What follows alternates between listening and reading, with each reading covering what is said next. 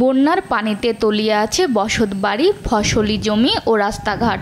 ভোলা সদর, দৌলত খান, মনপুরা ও চরফ্যাশন উপজেলার ৩০ গ্রামের চিত্র এখন এমনই।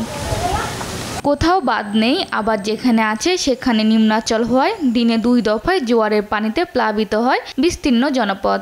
এতে পানিবন্দী অন্তত ৫০,০০০ মানুষ।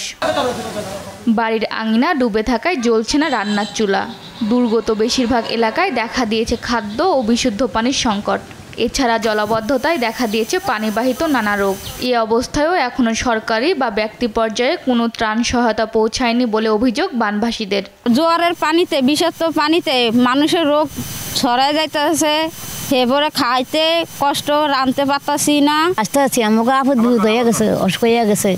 এখন আমরা বাড়িতাম পারি না, ব্যানে যে বিয়ালো হই, আমার খাদ্য খানা হইতে পারে না, আমাকে অসুখ বিসুখের মধ্যে থাকতে আছি। চাল ভাত সব বাঁচে গেছে গিয়ে, এরপরে যা আছে গরু বাছুলে বড় কষ্ট আছি। আমগরের দিকে কোনো সরকারের কোনো সাহায্য দেন, আমরা কোনো কিছুই পাই না। তবে জেলা প্রশাসক বলছেন, তালিকা তৈরি করে পৌঁছে দেওয়া হবে পর্যাপ্ত ত্রাণ। বরাবরই দুর্যোগ ব্যবস্থাপনা এবং ত্রাণ মন্ত্রণালয়ের পক্ষ থেকে যারা দুর্গত হন তাদেরকে সহায়তা দিয়ে থাকি।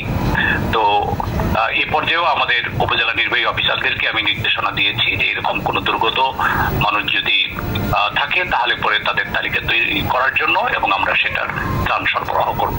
দ্রুত সরকারি সহায়তা পেলে অনেকটা সংকট কাটিয়ে ওঠার আশা দুর্গতদের। নিউজ ডেস্ক, দেশ টিভি।